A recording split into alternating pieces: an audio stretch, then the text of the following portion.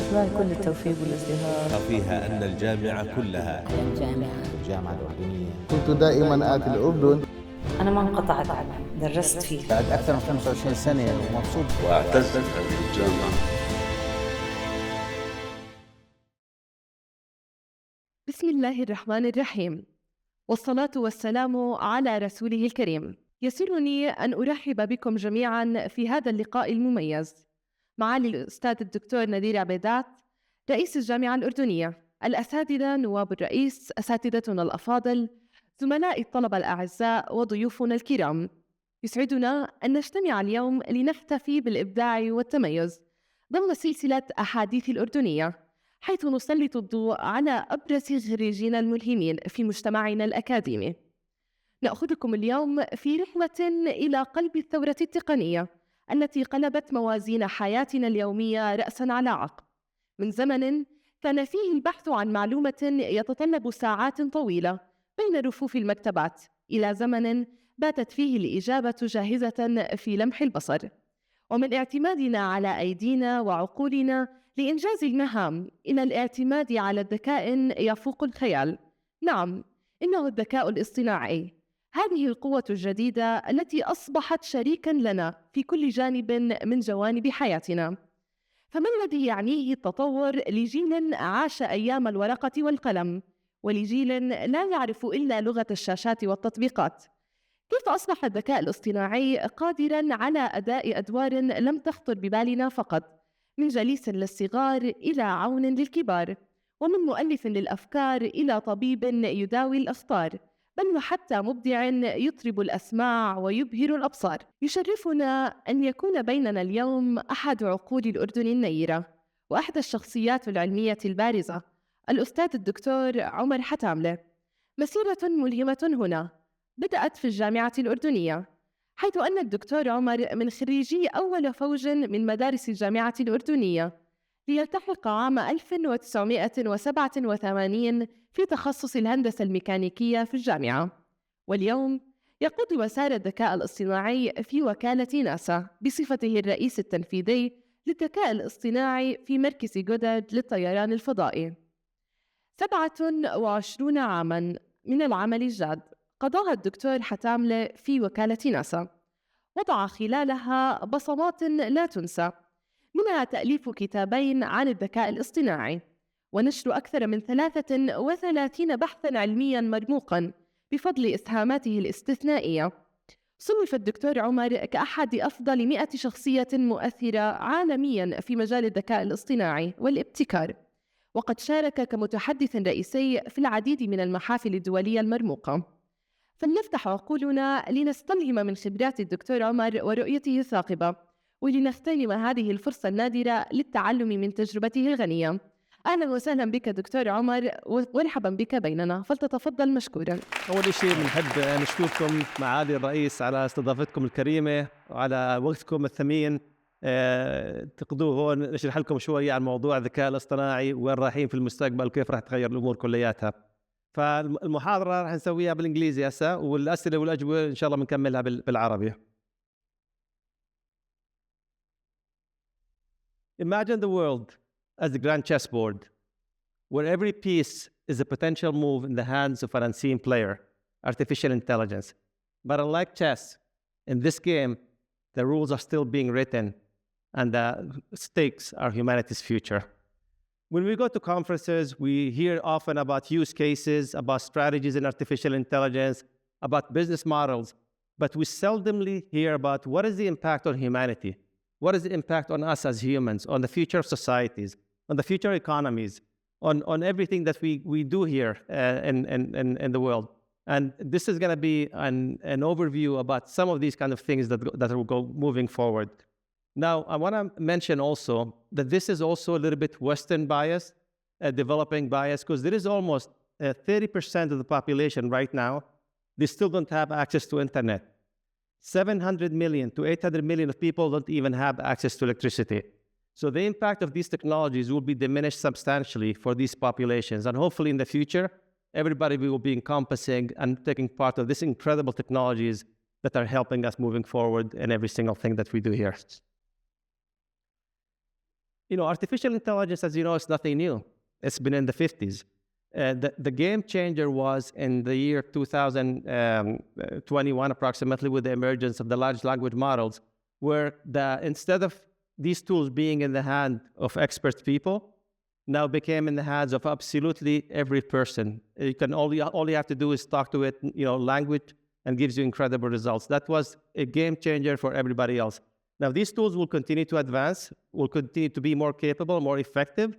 And with the emergence of quantum computers combined with advanced artificial intelligence, that's going to change the game for every single one completely. And it's going to be a little bit in the future, but that's something that we're going to be moving forward with it for sure. Of course, when these things came, people were afraid, how is it going to be impacting my job? What's going to be impact on society? What's going to be impact on my economics? And these are very valid concerns that everybody should consider. And we're starting to tackle these one by one, making sure we amplify the capacity, the positive capabilities, and we diminish the negative aspects of artificial intelligence to make sure we create a society and humanity that's actually going to be leveraging the incredible capacity of artificial intelligence. Also, a lot of people compare artificial intelligence to the emergence of the Industrial Revolution, where people were afraid that the Industrial Revolution was going to displace a lot of the jobs and eventually ended up creating substantially more jobs. But the problem here and the difference is we're no longer competing with manual labors. We're competing with intellect for the first time in humanity's history. So we're talking about doctors, engineers, accountants, lawyers. Every single job will be completely impacted with artificial intelligence, not only manual labor. And that's for the first time. It's causing tectonic shifts across economic models and societies and everything else. Artificial intelligence is not good. Artificial intelligence is not bad. It's what we teach it to be. It's, first of all, there's the algorithms we're designing, we're programming, and the data that we're teaching these algorithms to be. That's going to determine what is the impact and what is the direction where these artificial intelligence systems are going to be going forward. And I'm going to kind of give you a quick overview, the good, the bad, and the ugly of artificial intelligence. The first one, and perhaps the most impactful field we've seen so far, is the field of medicine. It's incredible the advances we've been seeing in this domain. I've never seen anything like this before.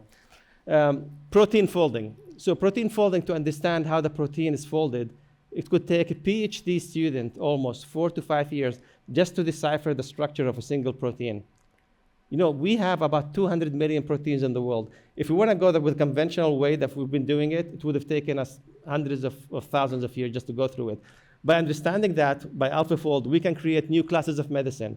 We can create new classes of vaccines. We can create new materials, and it's going to help us advance the field of medicines exponentially. Another thing is, the capacity to be able to diagnose things at a speed we haven't seen before.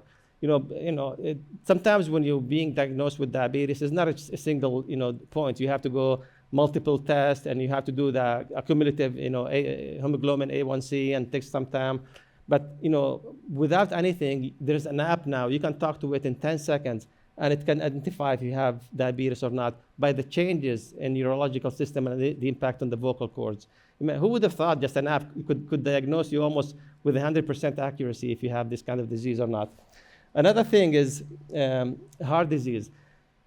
I can go right now, take a scan of your retina, and I can tell you not only if you have heart disease or you're about to have heart disease, it could tell you if you're going to have Alzheimer's as well, with a simple retina scan, empowered by artificial intelligence. I mean, these are some of the incredible things. You can wear an app in a watch, and it tells you if you're going to have an arrhythmia 30 minutes before you have an arrhythmia. Imagine if you're driving a big truck, for example, on a freeway. How dangerous would it be if you have an atrial fibrillation, kind of an arrhythmia on the heart, and you lose consciousness and you cause a big accident. So these things are helping people's lives every single day. And this is just scratching the surface. It's nothing compared to what's coming in the near future. And perhaps one of the most interesting examples that I've seen here, ALS is a very complex disease. Unfortunately, there's no cure for it right now. And people that have it eventually lose the capacity to speak. So by implanting a chip in this patient's brain, using artificial intelligence, what we were able to decipher whatever the patient was thinking and interpret that thinking into words, and then using systems, using AI, were able to speak, the system was speaking with his exact specific voice. So imagine a patient just thinking something, and the AI system is speaking in his behalf with his voice, with his intonation, with his personality. I mean, this almost seems like science fiction. And again, we're still at the baby stages of everything here that we're going to move forward.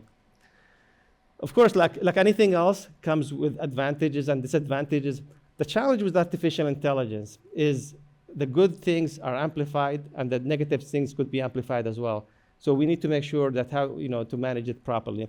Of course, what a lot of people know that the more advanced these things get, we'll be able to displace a substantial amount of jobs in intellectual jobs and manual labors. Everything across the work will be impacted substantially.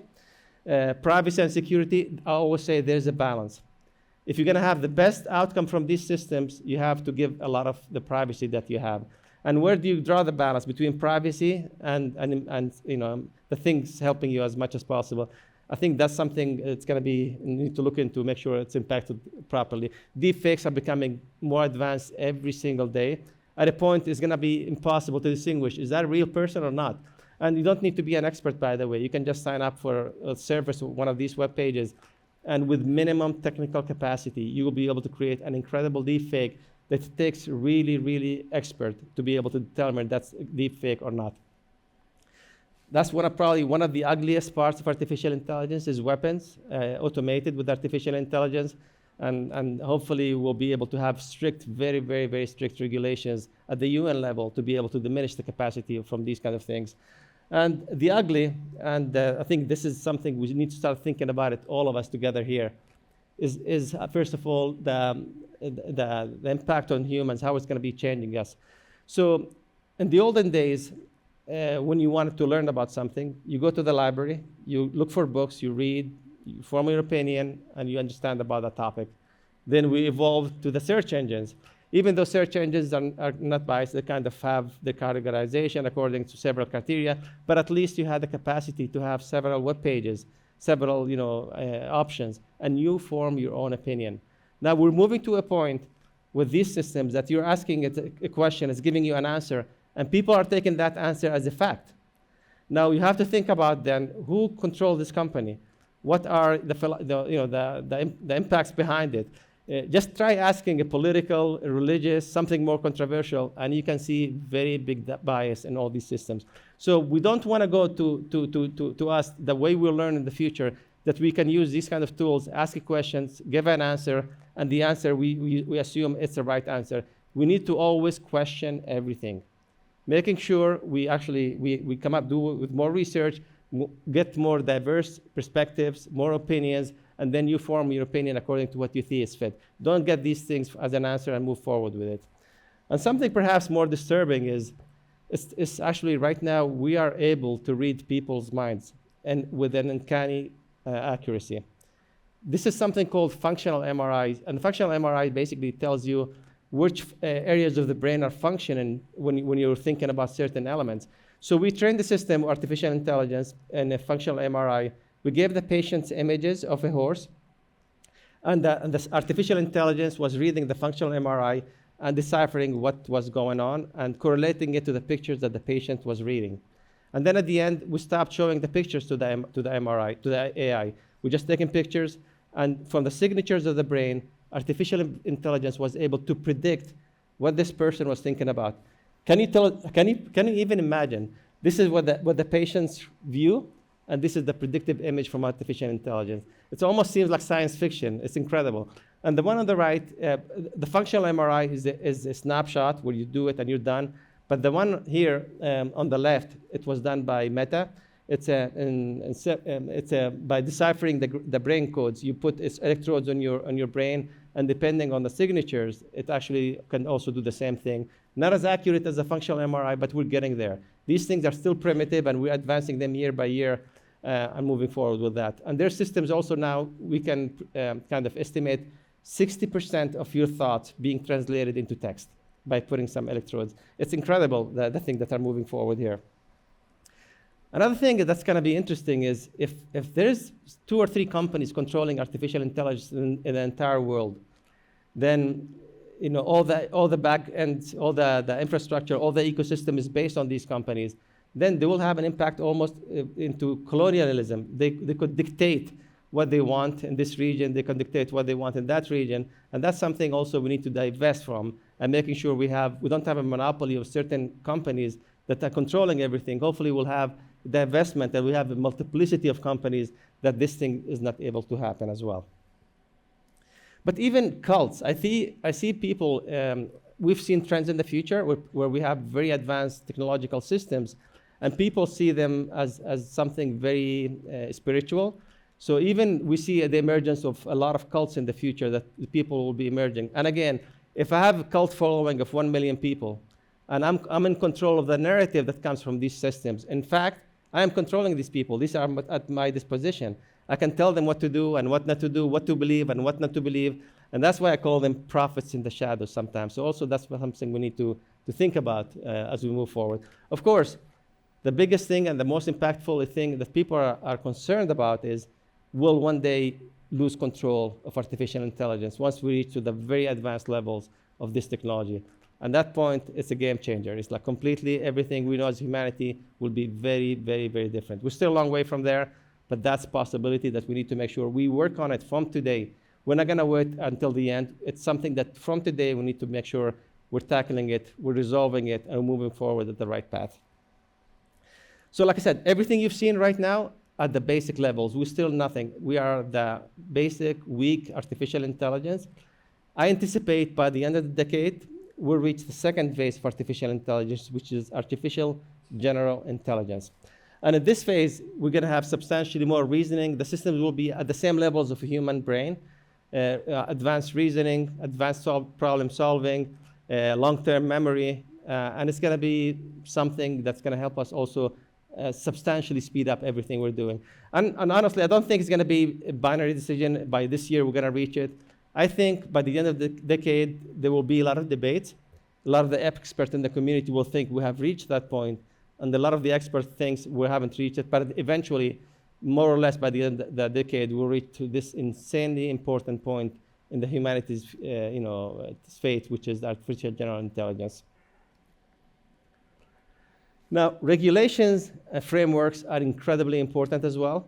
We need to make sure that we have systems that are fair, transparent, accountable, safe, secure. It preserves human rights, it preserves democracy, and making sure it's actually benefiting humans, not diminishing them. And because of that, we need to have proper regulations and frameworks and ethic things.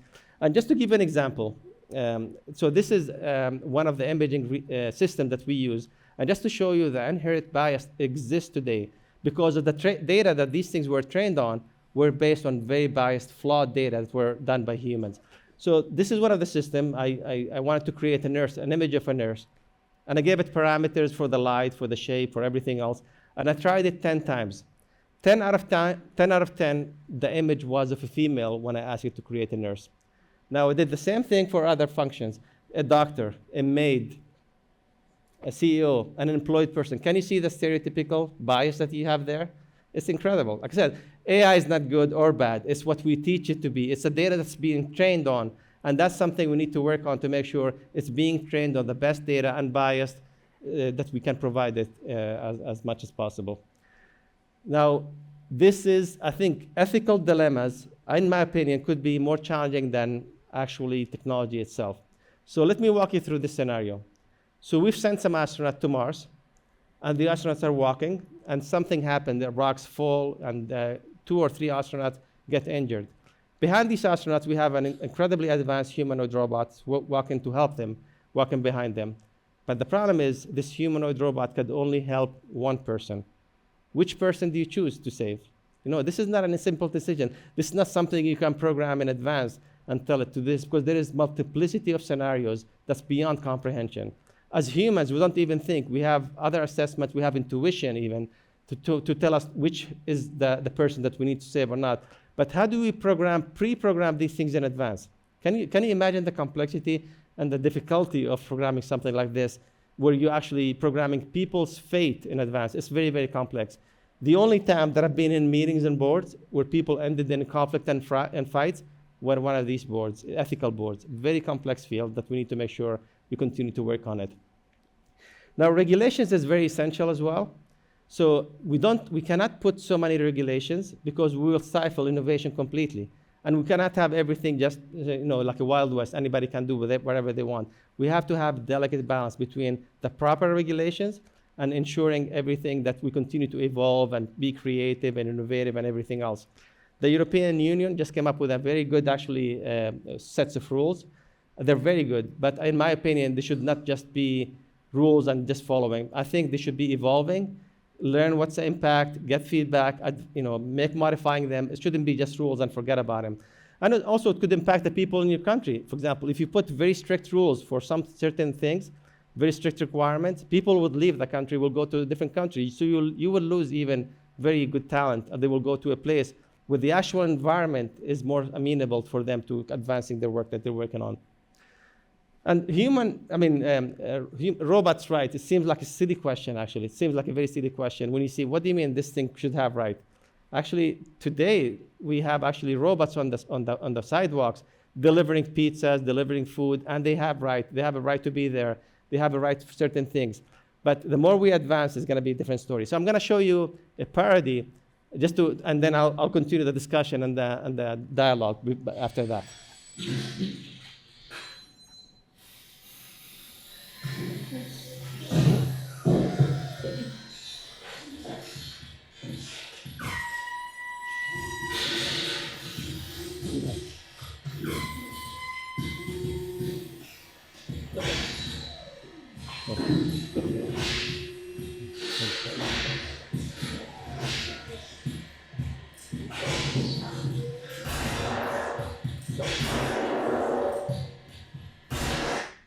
So you can see this is bolts, this is rod, this is metal, it's nothing. But who felt bad for that little thing? So if you felt bad for this, imagine when they look like that.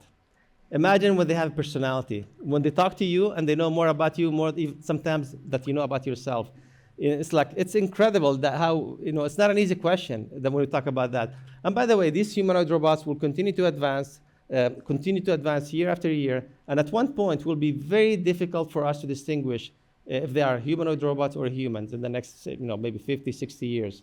And the interesting thing as well is that these robots will be potentially half biological, half technological. So we're working on something called organoid intelligence. So organoid intelligence is basically trying to do biological processing units.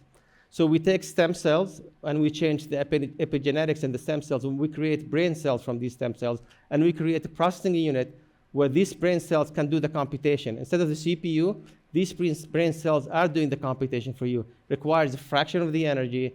It's very easy to change and modify and adapt. And even the muscles will continue to be biologically driven. So we'll have almost hybrid species. And the way I think about it is it's going to be creating a new species of the world, a new artificial species that's going to be working hand in hand with humanity every step of the way. And even sometimes I think, even when you measure the population of the countries in the future, one day we might even say, hey, Jordan has, for example, 12 million people, and it has 2 million humanoid robots. It will be to that level of impact. And an interesting thing is we talk about is what is going to be the impact on relationships? What is the humanoid robot relationships in the future? That's something that we have to look into it. Imagine, for example, in the future, when these things become incredibly similar, incredibly advanced, like at the same scale as humans, and a male or female can order, for example, the opposite gender humanoid robot. You can choose the attractiveness parameters. You can choose the personality. You can even subscribe.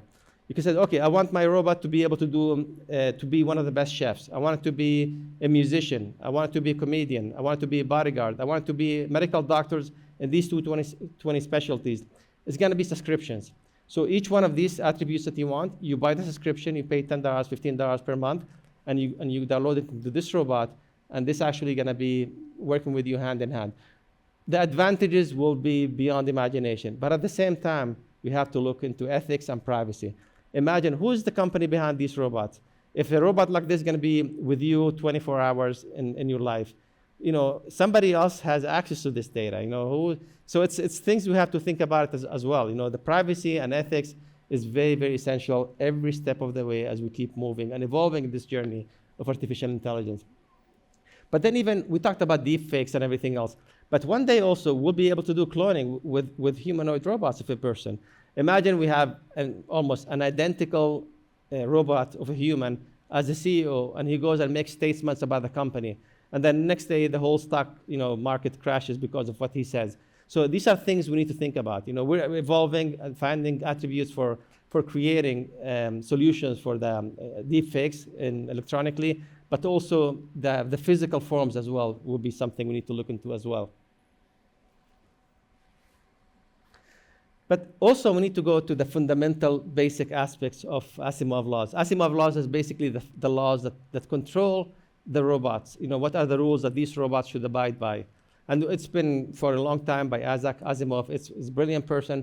And the same rules we have abided by these rules for decades. Now the thing is, we have to change these rules. Because imagine if the robot is a surgeon.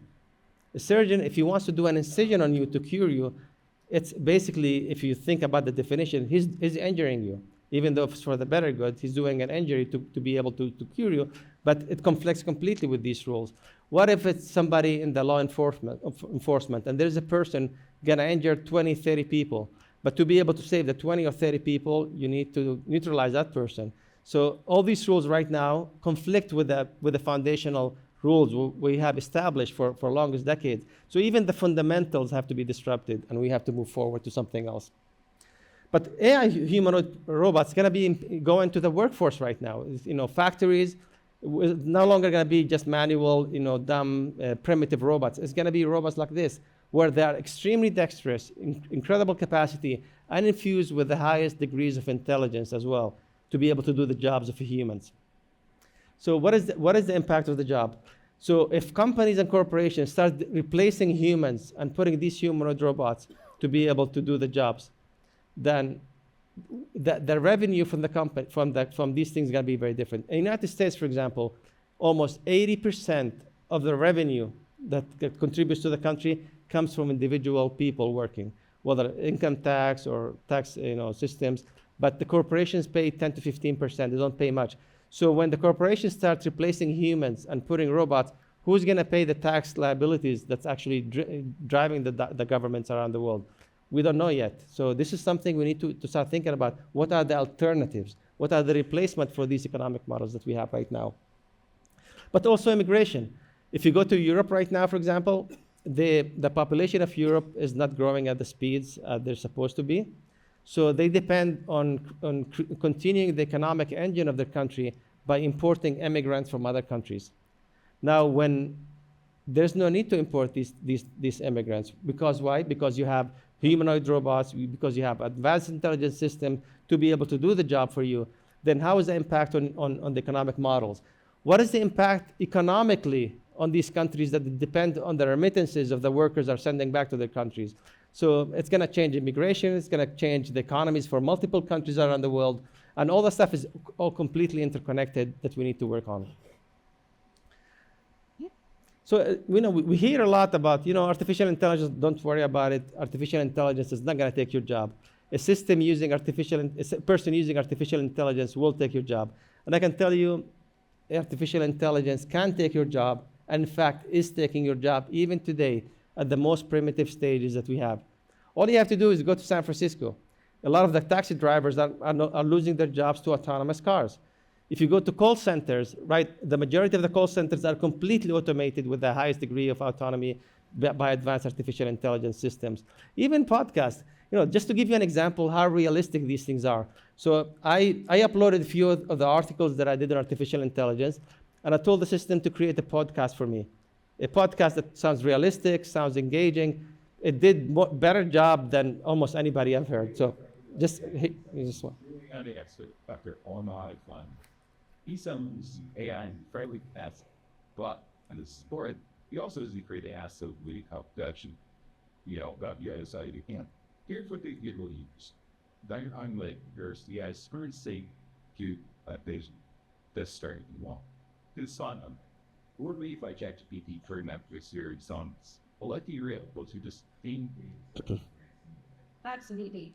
What we're seeing now is this a glimpse of what's coming with artificial general intelligence, easy application. So imagine that not only for podcasts, you can use it for education. You can put, for example, a whole book, or you can put the notes from a class. And these systems will teach it to you in a way that's so engaging that will be much, much easier for you to understand the context of the class in a way that's much easier, much more creative than the conventional way of learning. Also, the impact around different regions is going to be different. For example, India is going to be impacted differently than the US. Asia is going to be impacted different than Europe. So each region impact on artificial intelligence, on the job, on the economy is going to be different based on what economic models are driving these countries. And that's something we're changing. Just to give you an example as well, perhaps jobs is going to be impacted across the board except the creative jobs. Look at the music. In music, in the creative arts like music, for example, there's going to be 3 fields. One field is where humans continue to develop music, like always done, amazing music. A second field, humans will develop music with the aid of artificial intelligence. And a third one is going to be artificial intelligently delivered music completely without the impact of human. And to simplify things, you go to a market, you go to a store, you find a mug from China, mass-produced, or you find a mug that's mass-produced, but there has a human element. Somebody's painted on it, made it more impactful. And then you find an artisan one that's actually made by hand, painted by hand. And each one of them will find actually a customer. Each one will find a customer. So this is one of the fields. It's never going to take away jobs. It's going to actually expand the number of jobs that we have right now because of things like that. And just to give you an example on the music. So Shakespeare died before completing his final symphony. And all we had is few notes, few scratch notes, and few of the things he was written about what he was going to do in the symphony. And until now, the 10th symphony did not exist, and we didn't know what to do with it until recently using artificial intelligence. About Beethoven, when he was doing his symphonies, who thought that his 10th symphony was going to be created with artificial intelligence? It's incredible. It's exactly the same attributes, the same lines that you would have done. And look, we can do magic things right now with all these kind of things. The traditional work, you know that the 8 hours a day, 5 days a week was invented in 1926? It's been 100 years right now, and we're still doing the same thing. We are incredibly more efficient. We're producing things at exponentially higher level, and we're still working the same thing. We need to evaluate every single step across everything else and see how can we adapt, how can we change it, how can we evolve with the times, with the tools that we have, and start making changes across the board with every single thing that we're doing about. But also, population is going to be very important, and longevity. So the UN estimates we're going to have about 10 billion people by the year 2050. And the average lifespan right now for human, depending on developing countries or not, let's say it's in the mid-80s. These 4 elements is going to cause people to start living to 120 to 130 with no issues. So for the first time, we understand what are the fundamentals of aging.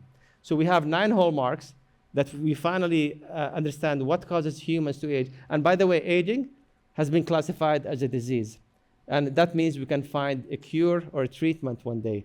So imagine, to give you an example, so that the cells keep dividing, and until they reach 60, 65, they die, and that's it. Other ones get created. But at certain point, the cells don't die, and they don't produce. So they go into a state called zombie cells or senescent cells. And the older you get, the more you accumulate of those, and it causes inflammation across chronic diseases, inflammation. It causes you to age much faster. The telomere shortening. The reason why cells don't continue splitting is because at the end of the chromosome, there is a protective layer, and the more they split, it gets shorter. So to prevent genetic mutations, it stops splitting after a certain time. We're starting with the field of artificial intelligence, finding what causes telomerase, for example. We're using telomerase to keep these things from implementing the division without being shortened. We're understanding how to get rid of senescent cells. Everything in the body started with a stem cell, and the epigenetic gives the instruction for the cells to be, a heart cell or kidney cell or skin cell. And with the age, with the noise, with the environment, you start having a noise on these cells. So you might have in your hand heart cells right now because of the epigenetic noise. So without going much into details right now, basically we know exactly what causes humans to age, and we're finding mitigations to every single one of them. The second one is AI. Now that we have the field of bioinformatics, so we can actually transfer biology into technology. So we can take your specific genetic information and create a digital twin of you. So the digital twin, using quantum computers, for example, and incredibly advanced artificial intelligence, we create a quantum digital twin, and we feed it your genetic information, your family history, your enzymes, your blood work, your lifestyles. And then if you have a disease, the system will run hundreds of thousands of simulations to find the perfect cure for you based on mixing multiple chemistries and chemical compounds. That's the first step. The second step, this system will be running ahead of time. So imagine that you, for example, it's going 6 months ahead or 1 year ahead of you, and it tells you you're going to have a disease before you even have a disease, and I'm going to resolve it right now before you even develop it. Can you imagine the impact that's going to have on people's longevity? It's going to be very, very interesting. We'll be able to print people's organs, again, based on your genetic information, with no rejection, with nothing, and we don't have to wait for a donor. You can go to the lab and be able to print any organs that you want in almost a day. That's completely without rejection to the body. And then the last one is nanobots. Will be very advanced, complex nanobots that will go into the immunity system and help your body fight multiple things and help your body with the immunity system. So how is that going to help the longevity of us? How is it going to change us moving from an average lifespan in the mid-80s to 110, 120, 130? How is that going to impact multiple things? For example, the retirement system. Retirement system in multiple countries is based on people dying in the late 70s. If people start living to 110, 120, it collapses completely. There's no sense in retirement systems anymore. What are the economic models of the future? When actually artificial intelligence, humanoid robots, advanced technologies can do the majority of the jobs, and we have a population of 10 billion people. What is the future economic models going to look like? Definitely it's not going to be the one we have today. So we need to think about it collectively, making sure we work on it from every single organization across the world to come up with alternative to the economic models that we have today and making sure we're moving in the right path. But also society as a whole is changing. I remember when we were young, we used to talk to people over the phone or in person. The next generation is different. Society phase 2 is the young people spend the majority of their time on the phone, texting. They're communicating between a human to human, but it's not happening face-to-face for the vast majority of the time. It's actually electronic means of communication. So, and that, by the way, there's a lot of things that you lose from nonverbal, because a lot of the communication happening just by visual, by looking at the face of the person, by the expression. So we're even losing this kind of things. But the interesting thing is we're also creating digital tribes. So a tribe is defined by a group of people with the same religion, with the same ethnicity, with the same geographical relation, working together. But now we have a new society. It's called digital tribes that could be from different places, but they have interest in certain things electronically, and they have forming societies and so on. The challenge now, which is the next phase, is people will spend more time with artificial intelligence systems. Imagine when you start, having a trust with this system. He knows a lot about everything. He understands you. He has 100% compatibility with your personality. You're going to feel so close to this system. And eventually, like we mentioned, that system will change from having software to becoming actually a humanoid robot. And you're going to have a humanoid robot relationship that's going to be beyond anything we've done before. Let me ask you, the system ask you a question here. Hello, everyone. I am excited to see so many of you here today. So I have a question. How many believe that advanced AI systems could one day replace human companionship? What do you guys think? It's a reality. Believe me, it's 100% reality. A human relationship is very complex. It's very difficult to find the synergy, the synchronicity between people's personalities. So when you have a system that you have designed, it has everything it has incredible capacity mentally. Your personality match is insane. It's completely 100% accurate. Then how is that going to impact the fabric of society as we know it today? How is it going to impact the relationships between people? That's not an easy question to answer. And we'll see where we end up going. But also, physically, we're evolving as well. Imagine now, we talk to medical doctors, ophthalmologists, and they tell us they've seen, myopia pandemic like they've never seen since they started their careers. Because people are on their phone, short distances, their eyes are getting tired, and the amount of people wearing glasses is expanding substantially. Now imagine the thumbs, the problem with the thumbs, arthritis. Imagine the neck. People are spending a lot of time, kind of bending. So physically, our physical forms are being impacted substantially by technology as well. But another thing we were talking about the other day in our discussion is people are not bored anymore. They're constantly, on their phone or the social media, flicking pages, talking, doing things. And you get creativity by being bored, looking at the sky, having nothing. And that's when the best ideas comes to you. If you're never having these points, how are we going to be creative? How is going to be humans' creativity impacted by all these kind of things? And by the way, our attention span, they've done studies that tells you our attention spans as humans right now is less than a goldfish. Can you imagine that? A goldfish. And our attention span, because of everything going on with technology, is diminishing, going below a goldfish. But perhaps the one I'm worried about the most is our cognitive ability. So they've done studies and told you that people over certain age, when they stop driving, their cognitive ability went down substantially. And because driving requires a lot of mental acuity, what's happening here, the traffic lights behind you, what's happening here. And when you stop driving, your cognitive ability substantially start diminishing. So if you look at the future, it's a fact we're going to have driverless cars. You're not going to be able to drive. We're going to outsource a lot of decision making, a lot of the thinking that we do to intelligence systems. So as these things become more advanced and we depending on it more and more, and we depend on them to make decisions and think for us, what is the impact on the human brain, on the human intellect as we keep evolving as humanity, as a species? That's something we need to pay close attention to, because that's going to be extremely impactful on every single thing that we do. I see also a circle. I call it digital metamorphosis. So you create an incredibly advanced artificial intelligence system and start looking at genetics. And for example, CRISPR can do certain changes to the genes and making changes. So artificial intelligence can suggest what is the best changes to biology, to genetics, to create better humans. Better humans with higher IQ could potentially create better algorithms. Better algorithms create more humans. So it's going to be a metamorphosis loop that's continue to evolve and change who we are as humans, as the basic foundation as humans as well. Collective learning is a very important element as well. When we learn, we learn individually. I'm reading a book, I'm learning for it. Obviously, as societies, we transfer knowledge from generation to generation, from institution to institution, but as humans, we actually learn individually, and it's difficult for us to share everything else. With artificial intelligence systems, it's collective learning. If I have 1 million cars right now on the streets, driverless cars with complete autonomy, whatever single cars learn, instantaneously all the other cars will learn it at the same time.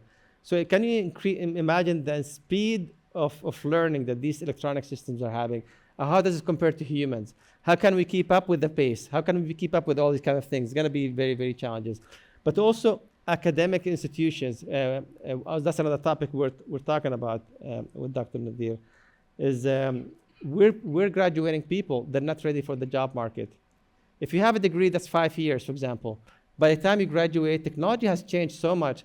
You go to the industry and they'll tell you, man, I don't need these people. They have no idea what to do the job. So they're switching from graduates and looking for specific skills that you don't need to university to do that. So how do you change the curriculum in universities to be more adaptive, to be more proactive, to be more connected with industry? So by the time we're graduating people, they already have a job that's perfect. They can do the job from day one. And right now it's a challenge across the whole entire world, by the way. And we need something to work on it to make sure we have alternatives for all this stuff as well. We evolved as humans to be farmers, to be hunters, to be craftsmen, and things change very, very slowly. Everything was linear. The challenge right now is we're living in an exponential world. Everything is moving in exponentially. But the way we evolved as humans, we're not capable of adapting, and we're not capable of evaluating the incredible fast changes exponentially. And that's something we need to do, is fill the gap between exponentiality and linearity, and find how can we start embarking and leaving the linearity thinking and jumping on an exponential way of thinking, because otherwise we're going to be completely irrelevant in the face of these advanced systems that are coming here to the future. Individualized education is going to be also something of the future. Somebody's going to learn a language. I'm trying to teach somebody certain skill. everybody's different. I mean, if you're teaching a message to the same 30, 40, 50 students, everybody learns differently. You can give messages, for example, that's fine, but when trying to do learning, every person learns differently. So we need to make sure we have an individualized education that caters to every single person intellect and takes you from A to Z at a fraction of the time that we have here. We talk about learning, but how about unlearning as well? You know, there's a lot of things that we need to forget. There is a lot of skills and things that we've learned is irrelevant from now on. We need to unlearn them and start learning completely new things that are going to be helpful for us to move forward in the future that we're working on together here. The emphasis on IQ is going to be less and less, you know, because these intelligent systems will be incredibly more intelligent than us in terms of IQ. So we need to start paying more attention to emotional intelligence. We need to start paying more attention to adaptability quotients. We need to change constantly learning, constantly adapting.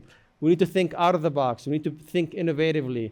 We need to think exponentially. So all these things are elements that all of us have to be thinking about to be able to be completely relevant. And in the future also, in not too distant future, by the way, all of us will have the capacity to insert a chip, and you already have a different language. You have learned English, you've learned French, you've learned different skills.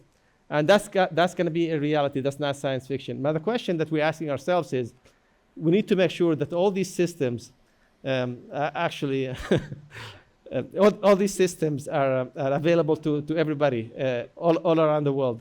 We're not going to create these systems for the rich. So if you're rich, you can have these implanted. If you're not, we need to make sure whatever we create, we don't want to create more classes in society. Whether we're talking about longevity, we're talking about learning with these chips, everything has to be transversally across all sides of society. And something that I constantly think about, you know, sometimes I see a bird, and the bird's going and building an incredible nest. Who taught the bird how to do that? Nobody. It's embedded in the genetic of the bird. So I keep thinking, could one day tweak the genetics of an embryo that actually a person is born with a Nobel Prize in physics, for example? If birds can do it, if other animals can already come up and know how to do certain skills genetically, can one day translate that things into humanities and being able to change the game completely? This is far away from now, but it's a possibility potentially in the future as well. And I keep saying, today, draw a line.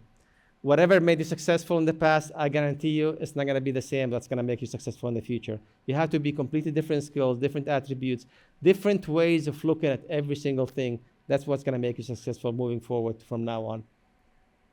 And then we talk about, you know, always what's going to be the strategy in the next 5 years, what's going to be the strategy of 10 years. And people use the limitations we have today to be able to do strategy. And I say, when you're strategizing about the future, don't limit yourself with the limitations of today's technology, because it's going to be very different. So take a foresight overview, see how things are evolving, and jump on that, and then create a strategy based on these specific attributes. But that's going to be much, much more helpful.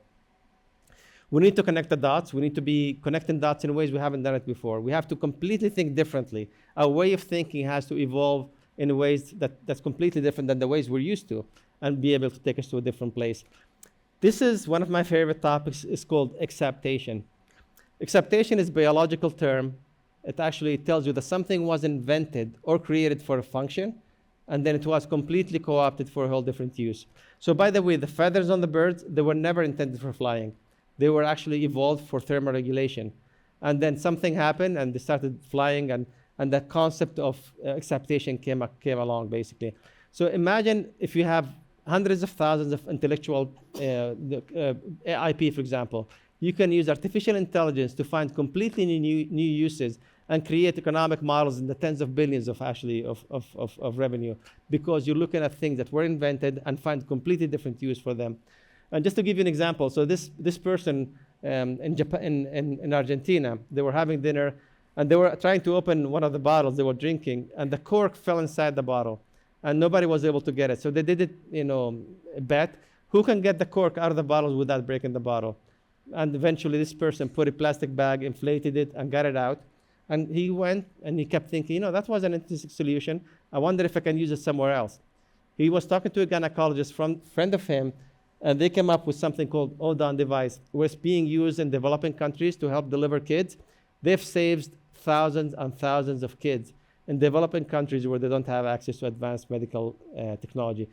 Based from what? From a simple thing, from a bottle. So we need to think completely differently, think outside of the box, connect dots and find solutions for something that exists for one solution, and find other alternatives, other solutions that will create substantially more value compared to everything that we have right now.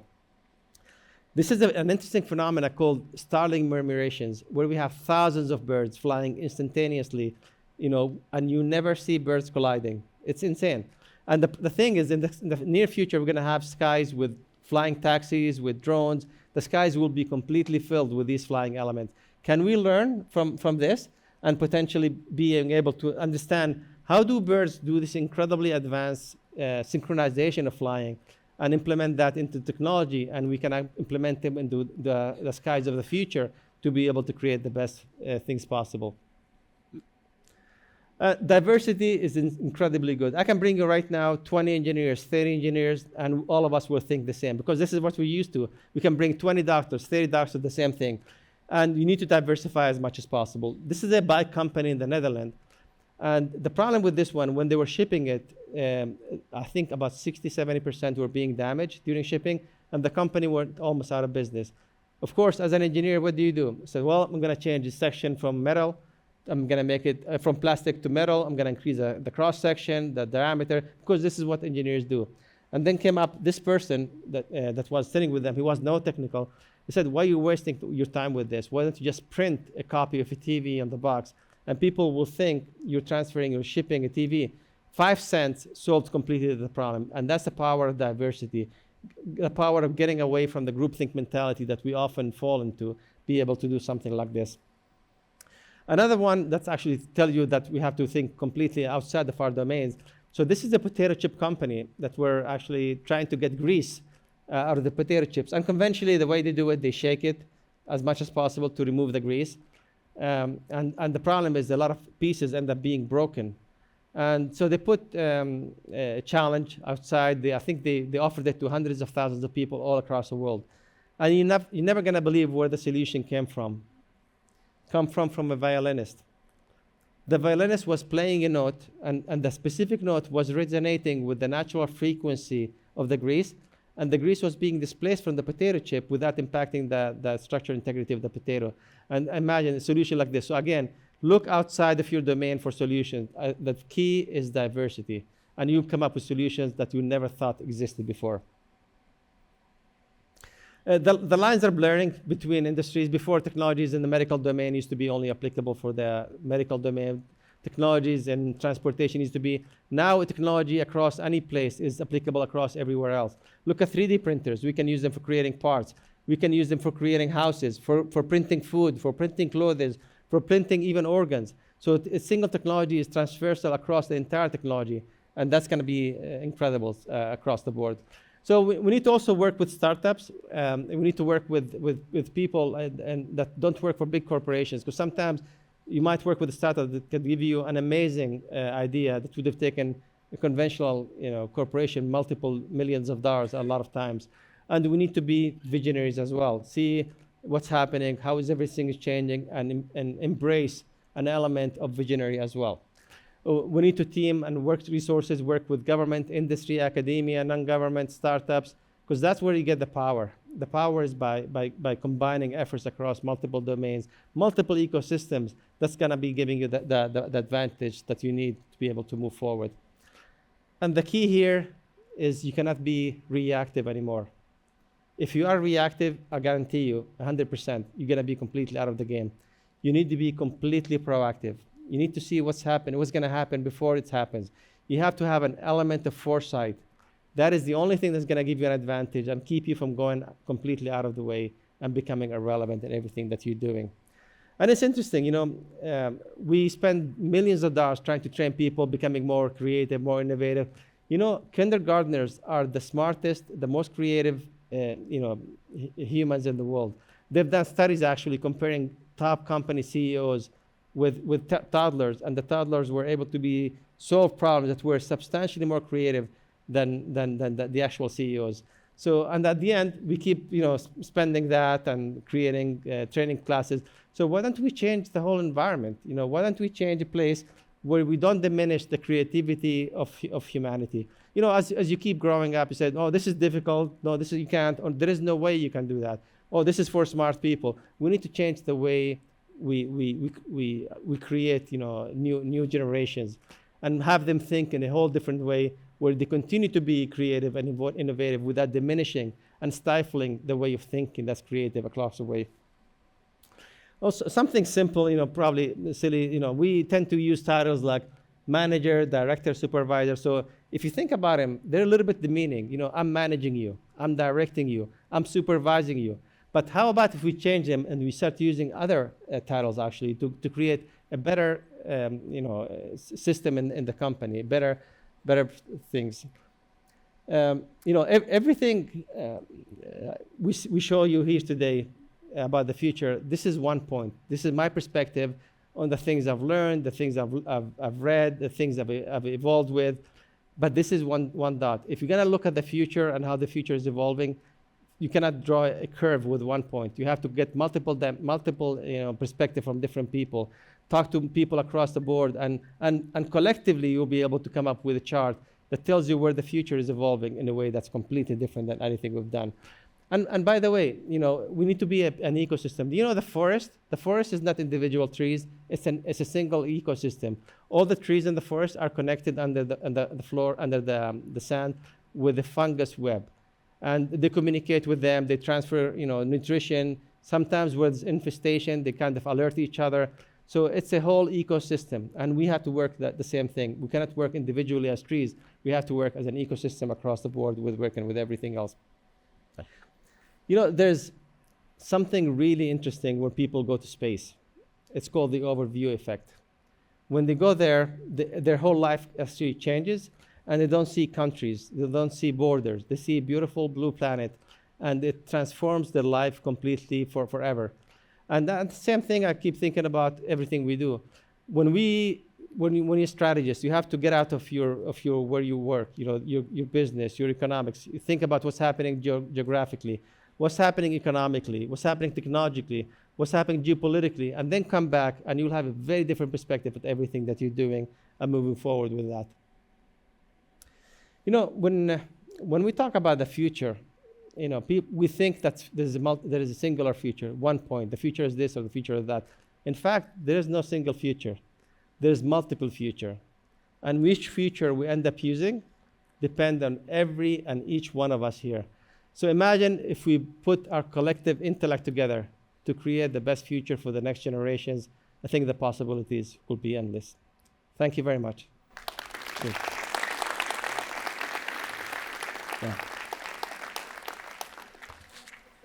إذا في مجال الأسئلة الأجوبة كمان جاهزين كمان. Dr. Actually, we're so proud to have you here today. Oh. I really want to thank you for this amazing, fascinating information you gave us today. بداية بدي أرد أرحب فيك معالي دكتور نذير عبيدات. دكتور، بوجهة نظرك كيف ترى الذكاء الاصطناعي وهذا التطور الكبير في الذكاء الاصطناعي، وكيف يمكن للجامعة الأردنية أن تسهم في هذا المجال الحيوي؟ شكرا على السؤال، واسمحوا لنا انه نرحب بدكتور عمر على هاي الفرصة اللي منحها للجامعة الأردنية ولطلابنا الأعزاء انه يحضروا محاضرة من هاي الشخصية الفذة، الشخصية اللي احنا فخورين فيها. فخورين فيها مش بس حكي، يعني فخورين فيها لأنه أعطت للأردن شكلا وجمالا مختلفا وآخر. لما بكون دكتور عمر في هذا المنصب العالمي الرفيع ويملك هذا العلم وهذه القدرة على تحليل مستقبلنا، فهاي فرصة لطلابنا ولأهلنا من الجامعة ومن خارج الجامعة انه يكونوا في هذا المكان وفي هذا الزمان وفي حضرة هذا العالم اللي احنا بنعتز فيه. اما بالنسبة للسؤال، يعني بالتأكيد الموضوع الارتفيشال انتليجنس وربطه بالكوانتم كومبيوتينج مستقبلا يعني يمكن راح يكون من اهم التحديات. احنا دورنا كطلاب وكجامعات ان نكون محضرين انفسنا. مش مطلوب من اليوم نحط بالضبط شو بدنا نسوي بهذا الموضوع، لكن اهم شيء انه يكون لطلابنا عندهم القدرة وعندهم المهارات اللازمة لفهم الامور مستقبلا. نغير نوع من تفكيرنا، يعني يمكن طريقة تفكيرنا بالاشياء هي الاهم. أول شيء يكون عندنا certain level of knowledge وخبرة ومعرفة، ونغير طريقة تفكيرنا حتى نجاوب على الأسئلة ونستفيد من المستقبل. بعتقد هون هو السؤال دورنا بالجامعات إنه نغير أسلوب تدريسنا، إنه ينتقل من التدريس اللي يحفظ المعلومات وخلص، لأنه نعلم الطالب أو يتعلم الطالب، مش إحنا نعلمه كيف يفكر، كيف يتقبل فكرة جديدة مهما كانت ويفكر فيها ويعمل إشي ويعتقد إنه هذا الصحيح بما يتعلق بهاي الفكرة. يعني زي ما حكى الدكتور عمر، في a lot of challenges waiting us كنا كعالم، كطلاب، كأساتذة الجامعات. وهون هو مربط الفرس. بدنا نتعلم احنا بالجامعات. إذا سألتيني كيف نغير طريقة تعليمنا، كيف ندخل على برامجنا من جديد، نغير برامجنا بحيث انه نركز على شخصية الطالب to shape the personality of our students حتى يقدروا يجابوا هاي التحديات.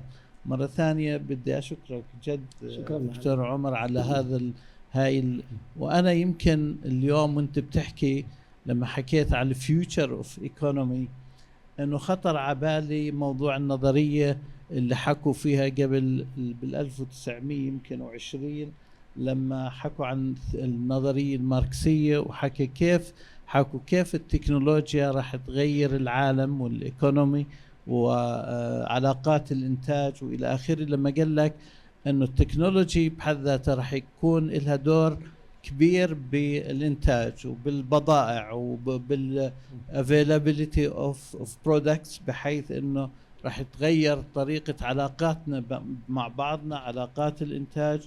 و يعني يكون ربما سؤال كمان، يعني انا خاطر على بالي، هل ضروري الناس كلها راح تشتغل؟ يعني لانه اكيد، يعني انا رايي انه الآلة ستعمل اكثر من الانسان.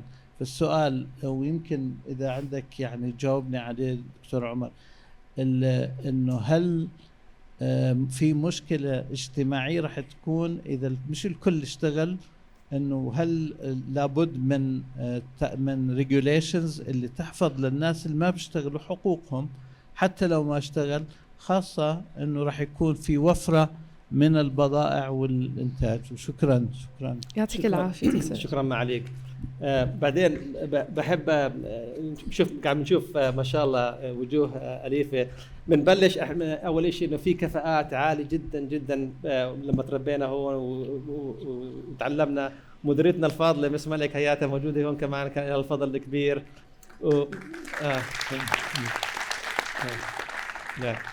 بعدين زملائنا ما شاء الله. لا تسلم مس. الله يخليك مستنا.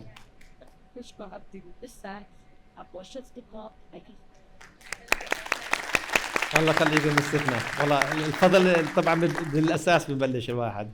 بعدين زملائنا ما شاء الله، الدكتور مضر، دكتور احمد قيسيه، دكتور زيد، دكتور سامر، دكتور منور.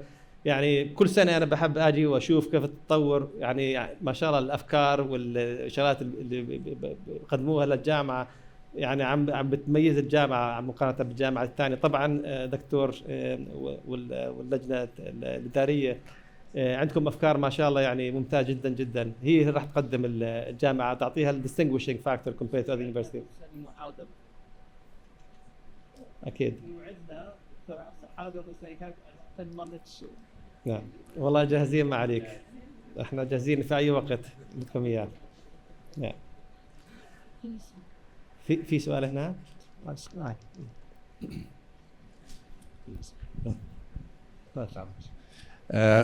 شكرا دكتور عمر على المحاضرة. أنا اسمي رضوان لشاح، أستاذ بالهندسة المدنية، ويمكن كنت أنا أستاذ لما كنت حضرتك طالب بس بتخصص آخر. التحدي الكبير اللي بنواجهه هو أنسنة الذكاء الاصطناعي مقابل شيطنته.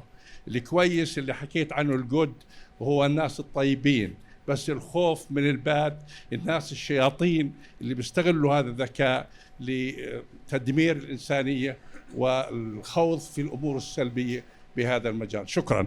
شكرا جزيلا دكتور، وسؤال موجيه ممتاز جدا. فزي أي تكنولوجيا فيها ميزات وفيها سيئات. الديفرنس في الذكاء الاصطناعي انه السيئات متضاعفه والحسنات متضاعفه.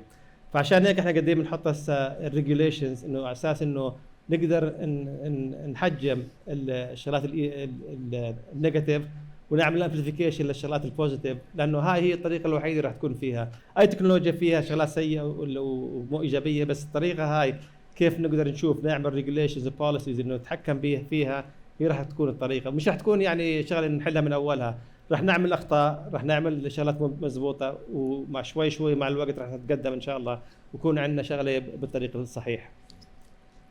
دكتورنا عبد الرحمن الكيلاني، عميد كلية الشريعة.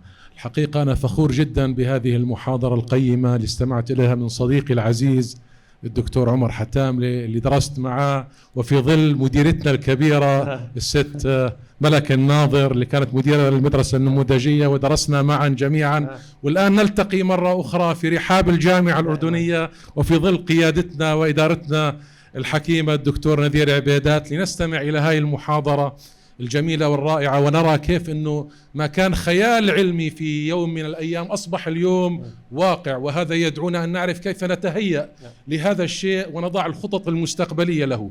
حقيقة لا أريد أن أطيل، لكن أريد أن أسأل إلى قضية أنت أشرت إليها، إلى أنه لابد أن تبقى هذا الذكاء الاصطناعي محكوم القيم الإنسانية، لأنه في هناك قيم جامعة لابد أن تكون حاكمة على كل نشاط يقوم به الإنسان.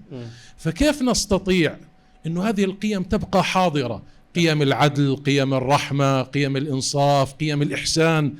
ولا يجوز أن تكون الذكاء الاصطناعي سبب لدمار الإنسان نفسه، لأنه إذا تحول إلى أن يصبح هذا الذكاء الاصطناعي وهذا التطور التكنولوجي مفسدة على الإنسان فهذه كارثة كبيرة.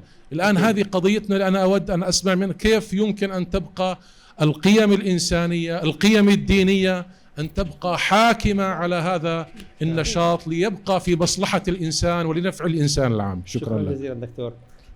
أنا بعتقد القيم بتبلش أول شيء من البيت. الفضل بضل للوالد وللوالدة، للتربية اللي تتربوها الأساس اللي هي الأساس اللي كانت، لأنه التربية هي راح تكون الفاونديشن. هي لما تصير تعمل مثلا برمجيات، تكون أنت كمبرمج للخوارزميات، القيم اللي تربيت عليها الأساس هي راح تكون ريفلكشن إيش الأفكار تبعتك اللي راح تكون لقدام.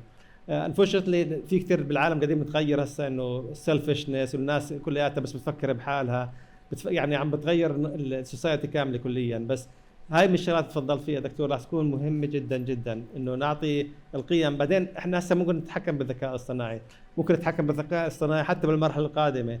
المرحله الثالثه للذكاء الاصطناعي ممكن هو لحاله يصير يغير البرمجيات والخوارزميات من غير انترفيرنس بتاعت الهيومانيتيز. فلازم نركز الاساس بتاعت الخوارزميات والمعلومات كلياتها من الاساس، اساسا لما يكون يتقدم تكون الكفاءات والقيم مخترسه فيها كلياتها وتعمل ريفلكشن لقدام للمستقبل. بس 100% راح تكون مهمه جدا هاي.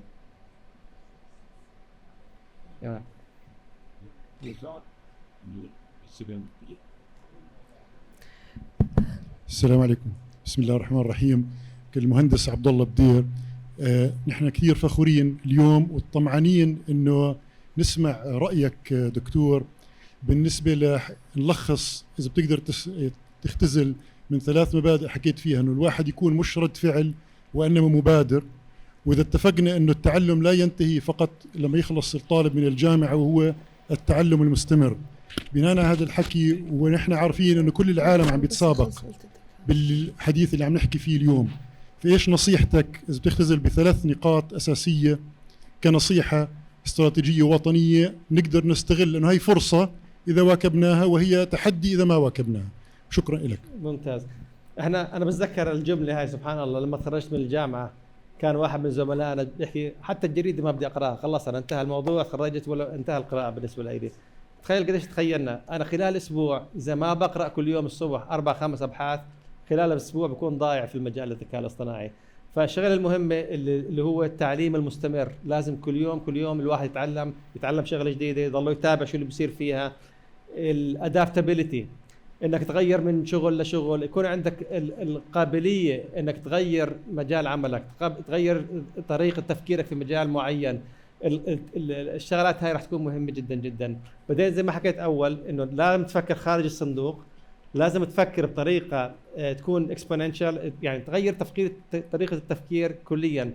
الشغلات الشغل راح يصير هيك مش مشكله، لانه خلال 10 سنين بجوز 60% من الوظائف مش موجوده اليوم. بس اذا احنا بنعمل الاساس كيف الواحد يكون عنده قابليه تغيير، قابليه تعليم، قابليه الواحد يشوف الامور بطريقه منهجيه مختلفه كليا، هاي هي راح تكون الاساسيات اللي راح تساعدنا للمستقبل. يكون عندنا قابليه نتعامل مع اي تغيير في سوق العمل او اي تغيير في الامور كلياتها. الان ننتقل اليكم طلبتنا، اساس هذا المستقبل. ان كان لديكم اي استفسار؟ معلش قبل ما نفتح المجال للطلاب يسالوا، اول شيء بتشارك مع الدكتور عبد الرحمن الكيلاني، فخرنا بمسملك وفخرنا بعمر برضه، كمان كنا مع بعض بالمدرسه. وسؤالي لعمر، يعني احنا بالكليه الهندسه بقسم الميكانيك بالذات بنحاول نوجه الطلاب خاصه لما يبلشوا ياخذوا المواد الاختياريه انه there is no longer a box اللي يفكر من خلاله، يعني the world should collapse to allow the creative element to be the dominant and to drive the thinking process. بس هلا الطلاب يعني they are using a lot of those AI tools. سؤالي لك، كيف الطالب ممكن يستخدم ادوات الذكاء الصناعي بذكاء؟ انا بعتقد انه الطريقه الغلط انه نحكي لهم انه ما بتقدروا تستخدموا الذكاء الاصطناعي بالامور هاي. اما اشوف الذكاء الاصطناعي زي الاله الحاسبه ايامنا، كانت اعطتنا ممكن نعمل مثل الحسابات لحالنا، بس هاي الاله الحاسبه كانت تعطينا معلومات معينه انه تعطيك طريقه تعليم كليه مختلفه. فبدك تغير نظام التعليم انه يتكافئ انه هذول فاكت. هسه الناس عندهم الذكاء الاصطناعي، كيف ممكن تطور نظام تعليم انه بيشمل كل التولز هاي الموجوده اللي عندنا، تكون كومبلمنتري للتولز اللي عنده الواحد مع بعض. التولز هذول مع الواحد بتعلمها لحاله، راح يكون عندك طريقه انك تتعلم طريقه completely complementarity. It's not going to be a change or either or, it's going to be complementing, and the synergy between them is going to be what's going to give you the advantage in every single thing that you do. وحتى كمان يعني تعطيك افكار ممتازه، يعني لما بتعمل برين ستورمينج عن شغله ممكن يعني يعطيك افكار انت ما فكرتش فيها، فانت تاخذ الافكار البدائيه وبتطور عليها بطريقه تفكيرك، فبصير عندك ايش البيرفكت سينرجي between the systems, AI systems with the biological intelligence of humans, the cognitive ability together is going to be the power. مرحبا، يعطيك العافية دكتور عمر. أنا سجع عبيدات، طالب الذكاء الاصطناعي. As someone who's interested in space like from early age, قررت أدرس الذكاء الاصطناعي بدل الهندسة بدل الفيزياء، لأنه شفتها بالنسبة إلي هي أفضل path أقدر أوصل فيه ل like something in space والأسترونومي. هلا دكتور، سؤالي لك كحدا دارس للهندسة، كيف من عمر يعني يعتبر مبكر بهذيك الفترة، لأنه ال AI ما كان موجود متواجد زي هيك بهاي الفترة، كيف وجدت إنه فعليا ناسا أو like تواجد بهذا الانفايرومنت حتكون أفضل إشي لل AI، أو هل بتجد إنه ناسا أو الأسترونومي والسبيس بشكل عام هو فعليا المجال الرائد اللي حيخلينا نكتشف أشياء أكتر باستخدام الذكاء الاصطناعي. كونه أصلا ناسا مش بس بالأسترونومي والسبيس، بنكتشف أشياء كتيرة عن الأرض، الجيولوجيكال، بالأشياء بالأوشنز وهيك. فيعطيك ألف عافية، وأنا جدا جدا سعيدة بتواجدك دكتور، وبعتبرها فرصة كتير حلوة. يعطيك العافية. الله يخليك إن شاء الله. زي ما حكينا الذكاء الاصطناعي له تأثير كبير جدا على كل المجالات، على كل القطاعات من غير استثناء، وقطاع الفضاء واحد منهم. فأنا بالاستراتيجية اللي عملتها ما ركزتش بس على الشغلات التكنولوجي، كمان على الانفراستراكشر. مثلا واحد مثلا باحث كيف بده يعمل ليترشر ريفيو، مثلا يبلش ليترشر ريفيو، هاي بتاخذ بجوز شهرين ل3 للواحد اللي يقرا 200 بحث ويلخصهم ويشوف ايش الموجود اللي ما انعمل لحد الان ويصير يعمل البحث تبعه. هاي الشغلات ممكن نعملها بدل ما تاخذ 3-4 اشهر، ممكن نعملها خلال ساعه الايام هاي. ممكن تقدم البروبوزلز، الذكاء الاصطناعي يساعدك انه يشوف البوينتس، البروبوزل، الكول فور بروبوزل، ار يو ميتينج ذم، ويعطيك مثلا فعاليه زي كأنه واحد جنبك قاعد عمره 50 سنة خبرة بعطيكي ادفايس انه كيف تعمل بروبوزل احسن واحسن. الهندسة نفسها مثلا عملنا دراسات في قطعة معينة مثلا عملناها كانت تاخذ 2 مهندسين تاخذهم اسبوعين، هسه في نظام جديد عملناه بالذكاء الاصطناعي بيعملوا خلال نص ساعة مهندس واحد. فهاي صغير جدا، لسه هاي بداية، لقدام راح نعمل شغلات مثلا بتطول، خلي المهندسين مثلا 20-30 مهندس ياخذهم سنة، بصير يعمل لها مثل مهندس او مهندسين خلال اسبوع. فعم بتقلص الفتره الديزاين، عم بعطيها افكار جديده، عم تعمل ديزاينز ماتش مور افيشنت، عم بتغير الموضوع كلياته. لما تطلع على مجال الاسترونومي، لما يكون عندك مليارات النقاط، بالنسبه لنا كسبيشيز كهيومنز مستحيل نقدر نشوف الكونكتد دوتس اند فايند ترندز. فالذكاء الاصطناعي راح يعطينا الانسايتس وكونكتنج ذا دوتس ان ويز، بعطيك المعلومات اتس امبوسيبل. تخيل استخدمنا ذكاء اصطناعي لقينا في مجموعه شمسيه فيها 6 نجوم، مجموعه واحده مثلا مجموعه احنا المجموعه الشمسيه تبعتنا فيها الشمس وفيها الكواكب كلياتها، لقينا مجموعه شمسيه فيها 6 نجوم وعم بلفوا حوالين بعض. هذا الاكتشاف كان مستحيل نسويه لولا الذكاء الاصطناعي. في اكتشاف كواكب ثانيه مثلا، بس لما تطلع على واحده من النجوم كيف نعرف انه في النجمه فيها كواكب ولا لا؟ لانه بالتلسكوب راح تكون مستحيله. فبنشوف على الذكاء الاصطناعي بيكون البرايتنس تبعت الستار diminish very very small، فحسب الديمينش بنعرف انه قديش حجم الكوكب، حسب قديش الكل بيصير بنعرف المدار تبعه، فبنقدر نعرف اذا هذا كوكب فيه امكانيه يكون فيه حياه ولا لا. شفنا لحد الان حوالي 5000 كوكب من بعد الطريقه هاي، عن طريقه استخدام الذكاء الاصطناعي.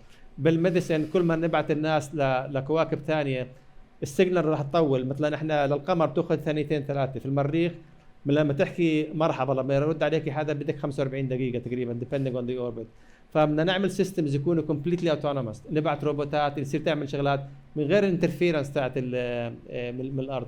لما يكون واحد يمرض مثلا ما بيقدر يحكي مع دكتور يقعد 45 دقيقه كل ما يرد عليه، فبدنا نعمل autonomous system for medical evaluation for assessment for psychological evaluation بالذكاء الاصطناعي. في مجالات الى ما لا نهايه تطبيقات الذكاء الاصطناعي في مجال الفضاء، الواحد بس انه ينقي واحد منهم ويختص فيه ويعمل فيه ادفانتج في الموضوع هاي.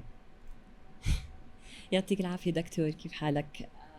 I'm mind blown by the exchange, so I'm not sure if I can put a sentence together, but and I'm mind blown by all of the insights. I'm actually not a student. My name is Taima, and I'm an innovation architect in the entrepreneurial system here, the entrepreneurial ecosystem here in Jordan. And as you said, one of the insights was to support startups, and that's exactly what I'm doing here.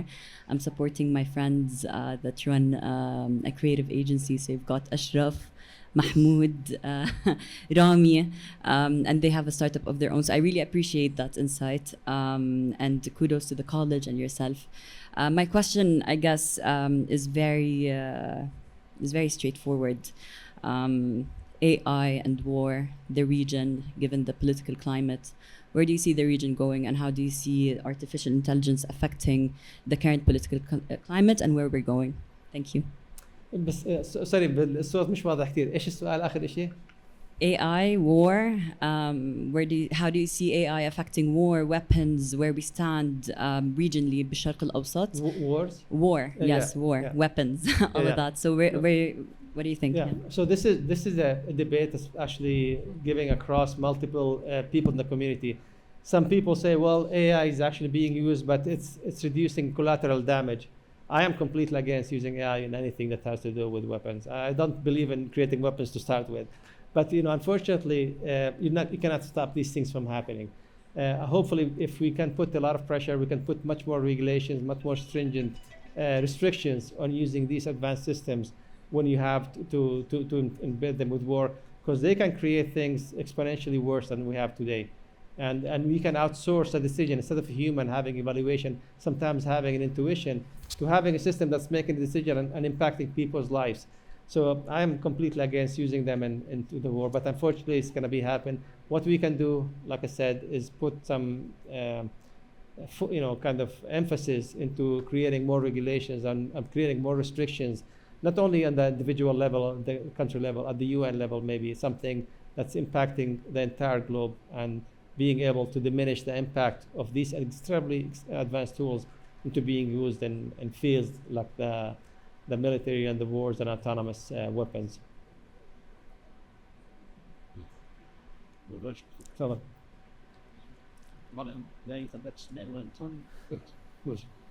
مرحبا دكتور، يعطيك العافية وشكرا جدا لوقتك، واحنا كلنا فخورين بنفسنا ان قدرنا نكون موجودين بحضورك.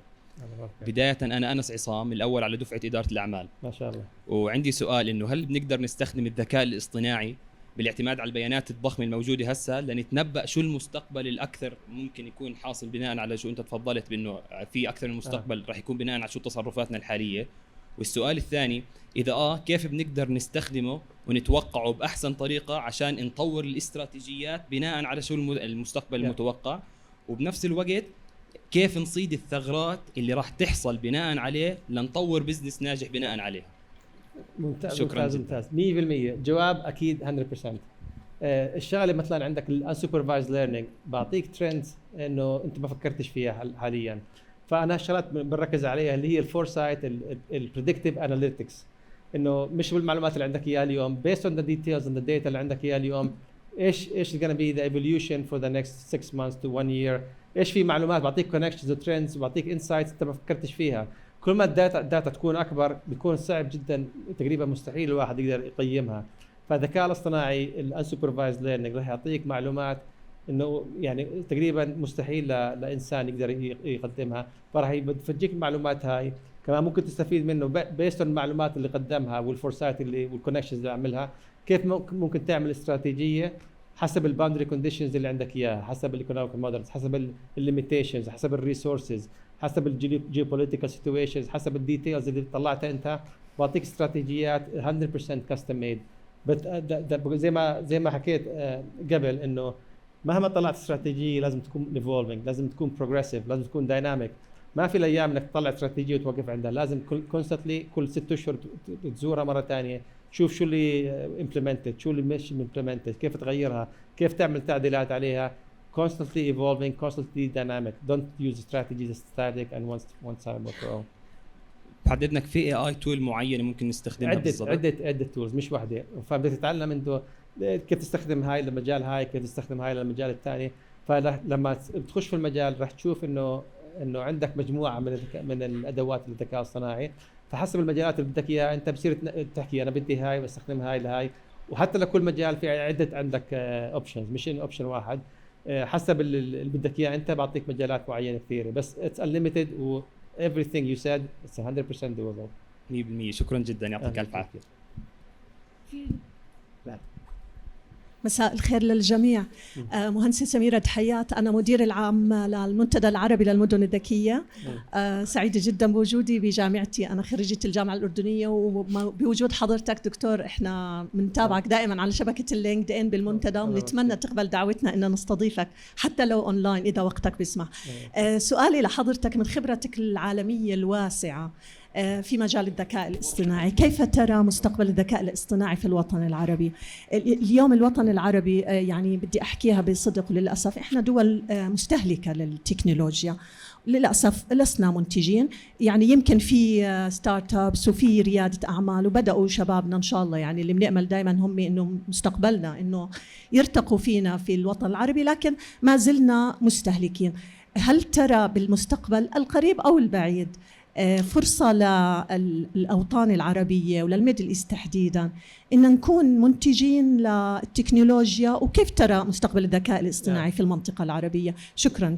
تسلمي على السؤال. لا 100% احنا كذكاء اصطناعي مثل كل التولز الموجوده هاي كلياتها، اذا بتطلع على تشات جي بي تي، على الجيميناي، على الكلود، كلياتها الداتا اللي تعلمت فيها مور ويسترن دريفن. فحتى بالقيم بالعادات كلياتها الشغلات مش متدربه على القيم الموجوده باللغه العربيه بالشغلات هيك. فممكن نصير نعمل في مجالات معينه انه نطورها، نعلمها، نعملها فاين تيونينج وتريننج للقيم الموجوده هون، للكالتشر، نفس الشيء بالايجا، نفس الشيء في ساوث امريكا. كل بلد كل ريجن لها their own implementations and things like that. فلازم نعلمهم لانه بيختلفوا كليا. فلازم نجيب معلومات وديتا معينه على كل القيم والمبادئ والكالتشر اليمنتس والسوسايتال امباكتس، ونعلم نعمل فاين تيونينج للسيستم الموجودين هذول. مش لازم نطلع احنا سيستم جديد، يعني ممكن السيستم نفسه نعلمه to complement the data knowledge that it has with the knowledge that we have in these regions, so that becomes much more efficient at answering questions related to specifics of the domain that you're looking at. دكتور عمر، يعني لا يمل من الحديث معك، بس لضيق الوقت ناخذ آخر سؤال. مرحبا دكتور، كيف حالك؟ كطالب هندسة حاسوب كان حلمه يوم ما يدرس ايروسبيس انجينيرينج، شو بتنصحني اتخذ باث لاتخصص في مجال الايركرافت وفي مجال السيستم انجينيرز بشكل عام، واشتغل في اكبر محطات الفضاء زي ناسا، زي سبيس اكس وهيك شيء؟ يعطيك العافيه. هو انت راح تلاحظ انت انه ممكن تدرس مثلا بكالوريوس في مجال معين، ممكن تسوي ماجستير في مجال معين، ممكن تسوي دكتوراه في مجال كليا بيختلف. بس الكويس فيه انه ما تعتمد بس على الشهادات، بدك تدرس لحالك انت، تعمل سكيلز في مجالات معينه كومبليتلي ما لها دخل بالشهاده تبعتك. عرفت كيف؟ The broader you learn, the more you impart different amounts of knowledge. هذا راح يعطيك الكاباسيتي to distinguish yourself from the rest. اهم شيء انك كيف تغير، يكون في عندك distinguishing factor مقارنه مع البقيه. فتعلم شغلات حتى ما لو لها ما دخل في مجال الشهاده تبعتك. الكي از كونستنت ليرنينج زي ما حكينا كومبليتلي، ومش الكونستنت ليرنينج بس، وتعلم شغلات ثانيه، بس تعلم كيف تفكر بطريقه مختلفه كليا عن الطريقه التقليديه الموجوده عندنا لحد الان بكل العالم، مش هون يعني. Doctor, at the end, I really want to thank you again for this fascinating lecture and inspiring lecture. يعني we're inspired to work more, to learn more. يعني في competition عالية مع ال AI. We need to work more harder. Thank you a lot. الله يخليك. Thank you very much. بصراحة فرصة سعيدة جدا جدا إنه استضفتونا. شكرا ما عليكم، شكرا على كل الهيئة الإدارية، شكرا على إخواننا وزملائنا والأهل ومدرسينا على استضافتكم. أنا بقول أنا واحد جزء من 8 مليارات، في 1,000,000 كفاءة قيمة جدا جدا، بس كيف ممكن نطورهم نساعدهم ليصير عندنا كفاءات يعني exponentially higher من أي واحد موجود فينا. إن شاء الله هاي كلياتنا راح نشتغل مع بعض إنه الكل يوصل لمجالات أعلى بكثير من المجالات اللي إحنا فيها اليوم. شكرا جزيلا للكل. وفي ختام هذه الجلسة المميزة التي تتوج آخر عام 2024 نعبر عن خالص شكرنا وامتناننا للدكتور عمر حتاملeh على هذه الرحلة العلمية والمعرفية التي أنارت عقولنا وأثرت أفكارنا. دكتور عمر، كلماتك وإلهامك سيبقيان محفورين في أذهاننا. شاكرين لك وقتك وجهودك الكبيرة. دمتم بخير. كانت معكم شام أيمن السليم.